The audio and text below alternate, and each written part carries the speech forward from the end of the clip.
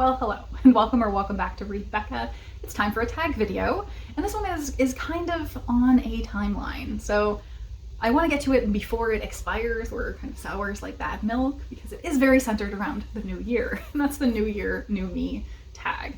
Originally from Kevin Towle, and I was tagged by Melinda from A Web of Stories. So this tag certainly looks back a little bit in reflection and mainly looks forward on our reading in 2025. Let's dive into the prompts here. Number one is fears. What is one book from your 2025 reading goals that scares you? So this was easy because I pretty much said that it scared me a little bit in talking about it in my goals, and that is Parable of the Sower by Octavia E. Butler. This is one of my 5-star predictions for 2025, and I have a goal to read 5 out of 6 of those. And this one is going to be difficult, I think. Not because it's hard to read or it's long, but this one is a dystopian sci-fi that was written some time ago and is set in 2024 and is very predictive of our current political situation in the US. And that's very emotionally hard reading I am expecting. So I might have some trouble with this one. Number 2 is patience. What is the one book on your 2025 reading goals that you want to start immediately? So I would have had an easier time answering this, I think, if I had answered it at the beginning of the year. Now I'm scattered in a million directions. As a result of my goals, I have a bunch of sort of subsections of reading that I want to tackle. And I want to dive into every single one of those subsections. And I've done good at focusing in a couple of areas and really following through on those areas in a limited way. But that means I'm missing out on all these other things that are cluttering up my mind of other areas that I want to be tackling. So one of the areas that I want to be tackling that I'm not right now is a certain vibe and owned books in that certain vibe. And that's Tooth and Claw by Jo Walton. This is sort of fantasy of manners, historical fantasy in a proper Regency setting, I think, but with dragons as the main characters. So that's the vibe that I really want to read right now, some historical fantasy. And I'm just having to kind of slide that along a little bit. But I think I will probably be getting to this within the next 2 weeks, hopefully, definitely by the end of the month. Next is growth. What book last year pushed you to reflect and or grow as a reader? I struggled thinking about this a little bit, but I have a very clear answer. It's just that I didn't totally finish that in the year. So I am buddy reading the complete Edgar Allan Poe with a friend, and we've been buddy reading it for over a year now, and we've read all of the poems. We are progressing through the tales and into the back end of the tales now. Still have a little bit left to go, but it has been such an enriching experience as a reader, and to go through such a lengthy collection of someone's work from start to finish chronologically effectively.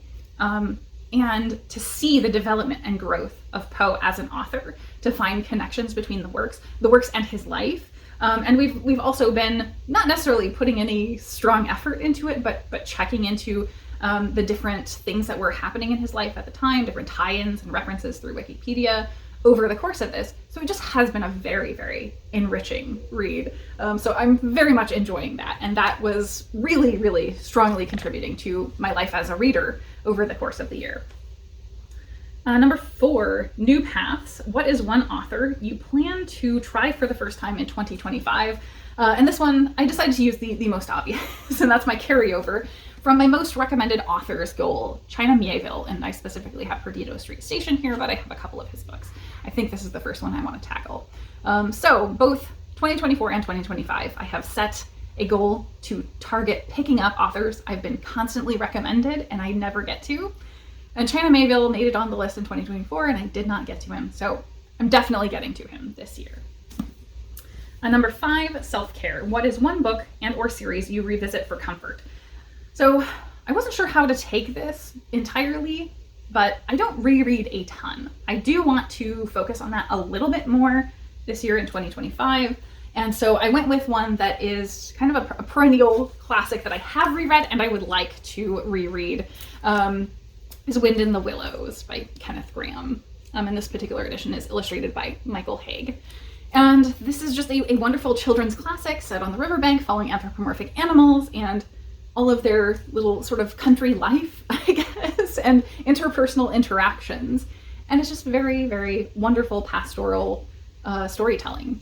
And I have many editions of this, several, as well as a few spin-offs and inspired retellings.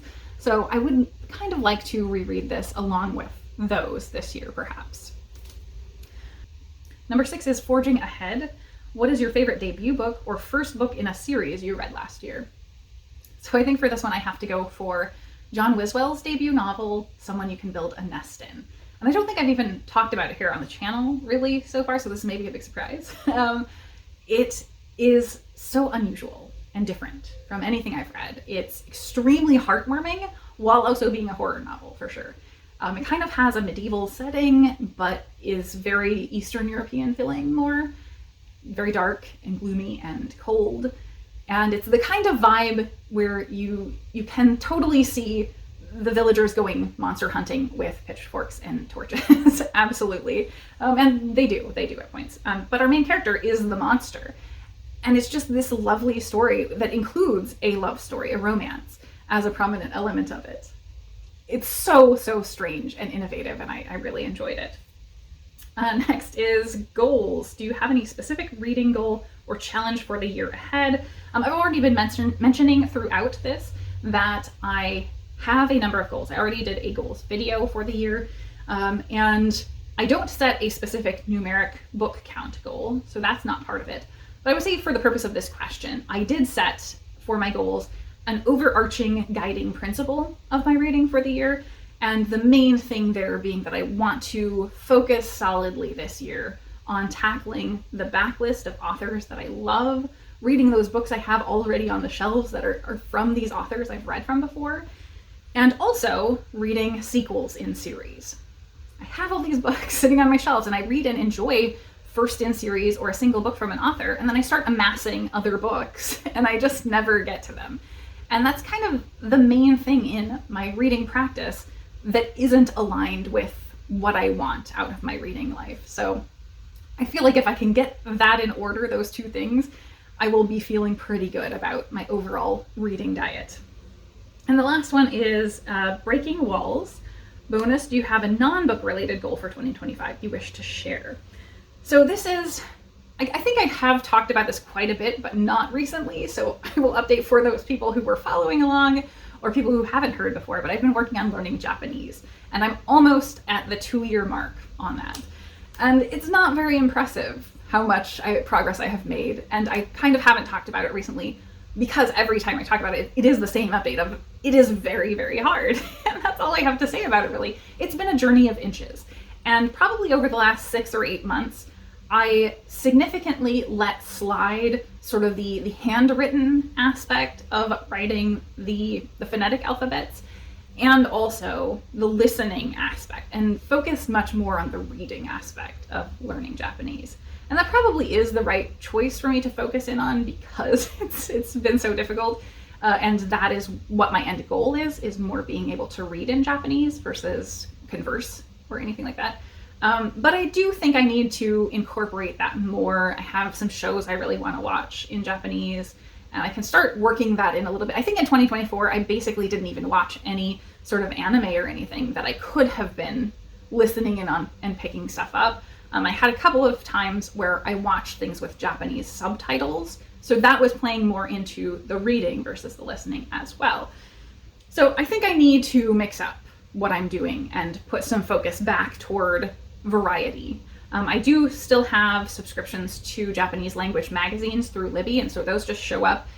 And I was feeling pretty good. At the end of the year, I sat down and did some serious effort on reading and realized as I was going along with this magazine, and these are for people who are fluent in Japanese, so they're much beyond my level at this point.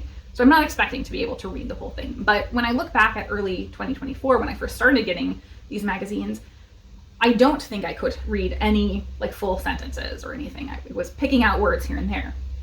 But at this point, at the end of the year, I've made those baby steps where I definitely am able to read sentences here and there. Maybe about 10% of the magazine I could actually read. So it's not impressive, but it's baby steps. So that continues to be an ongoing goal, and it's just very slow going. And so I think that is all for the New Year, New Me tag. And then I have to tag people. So I think I'm going to tag Cottage Goth Library, Read by Fred, and Vem's Corner, because I haven't seen any of them do this, and specifically Read by Fred has not been terribly active. I would love to see him posting more frequently again in the new year. And that is all for me today. Thank you all so very much for watching.